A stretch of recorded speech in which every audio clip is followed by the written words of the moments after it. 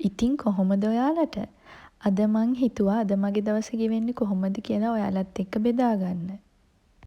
අද මුළු දවසම වගේ අපිට වැස්ස තියෙන දවසක්. වැස්ස තියෙනවා කියන්නේ ඉතින් අපිට පොඩි පොඩි අපහසුතා තියෙනවා තමයි. නමුත් ඉතින් වැස්සත් එක වෙලාවකට හිතට හරිම සැනසීමක්. මෙහෙම අඳුරුම දවස්වල වුණත් අමුතුම ලස්සනක් හැංගිලා තියෙනවා. මම නම් හිතන්නේ හැම දෙයකම මේ සැඟවිච්ච ලස්සන අපි හොයාගත්තා නම් අපිට අපේ ජීවිතේ හැම දවසක්ම සතුටින් ගත කරන්න පුළුවන් වෙනවා.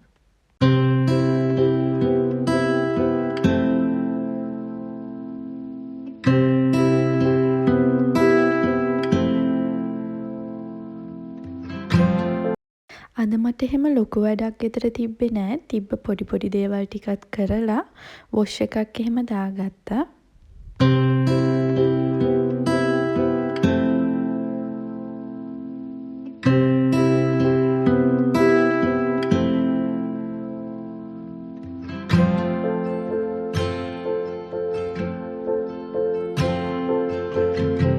දැන් මම මේ කරන්නේ මං කරන්න ආසම වැඩක්.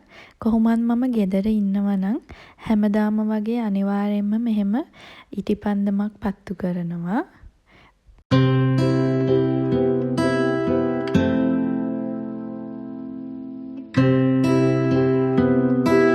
දැන් මං ලෑස්ති වෙන්නේ මගේ උදේ කෑම එක හදාගන්න. ඉතින් ලොකු දෙයක් නෙමෙයි, ඔම්ලට් එකක් හදාගන්න තමයි මම කල්පනා කරුවේ.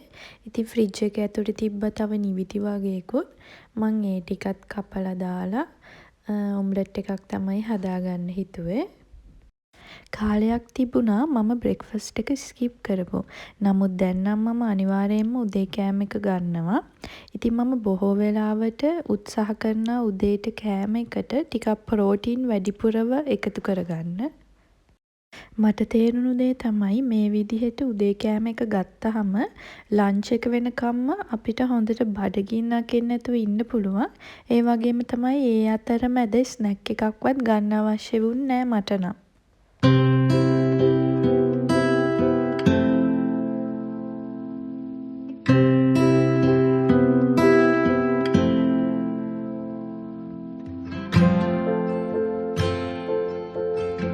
ඔහොම තමයි අද මගේ බ්‍රෙක්ෆාස්ට් එක මම හදාගත්තේ. තව ටිකක් දවල් වෙලා අපි එළියට යන්න තමයි ඉන්නේ.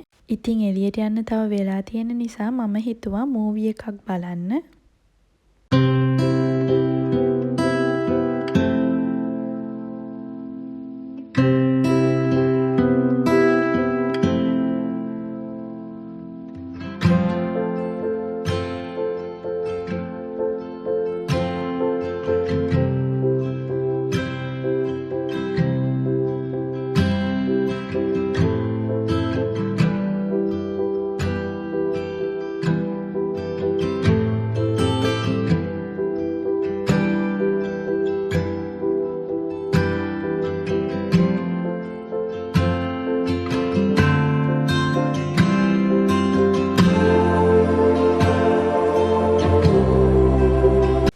දැන් අපි මේ වෙද්දි shopping mall එකට ඇවිල්ලා ඉන්නේ. හැබැයි හොඳටම කළුවර වෙලයි තිබ්බේ මේ වෙනකොටත්.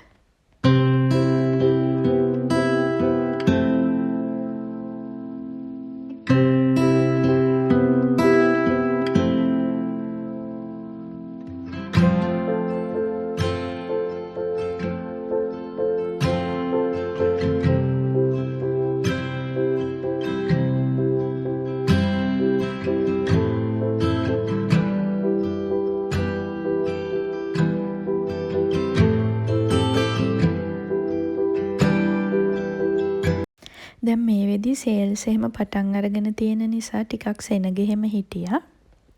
අපිට ගෙදරට අවශ්‍ය කරන බඩු කිහිපයකුත් තිබ්බා. ඉතින් අපි මේ දේවලුත් බලන්නත් එක්ක තමයි ආවේ.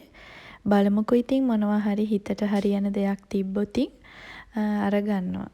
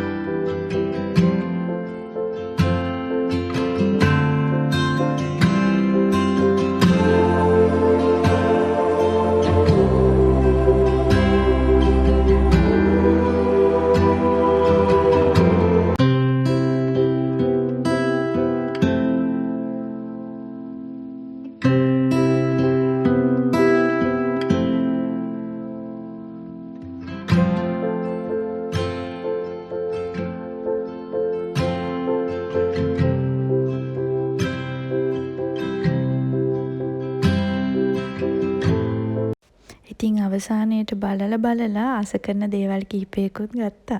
දැන් ඉතින් රෑත් වෙලා ඒ නිසා ඉතින් අපි ගෙදර යන්න තමයි යන්නේ. අපි එන ගමන්ම බිත්තරත් අරගෙන ආවේ. ගෙදර බිත්තර එහෙම ඉවර වෙලා තිබ්බා. දැන් ඉතින් මම ඒ ටික අසුර ගන්නවා.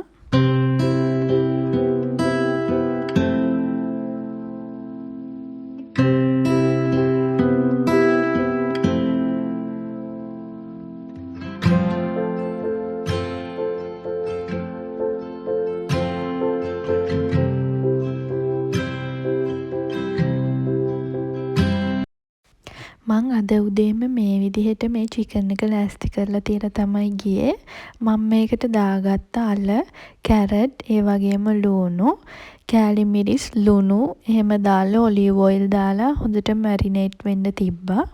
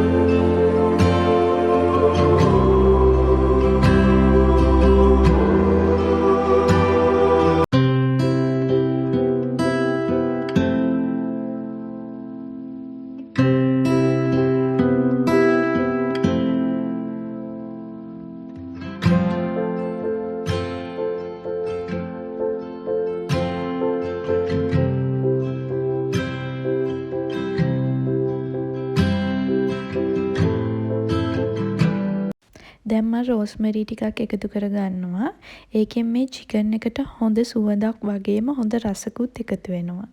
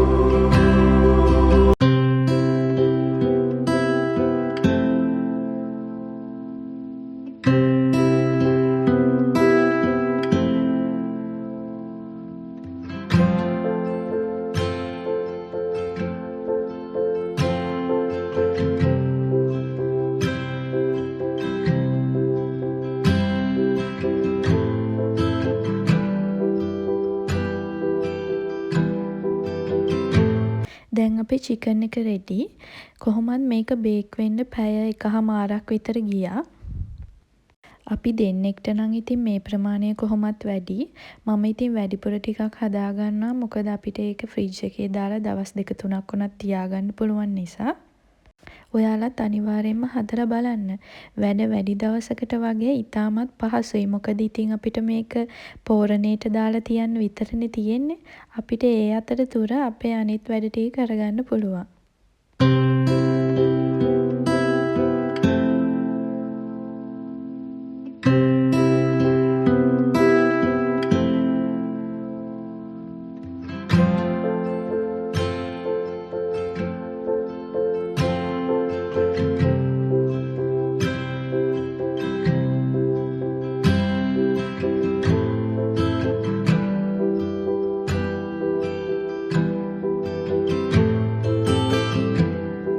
ඉතින් ওই විදිහට තමයි අද දවස මගේ ගත වුණේ.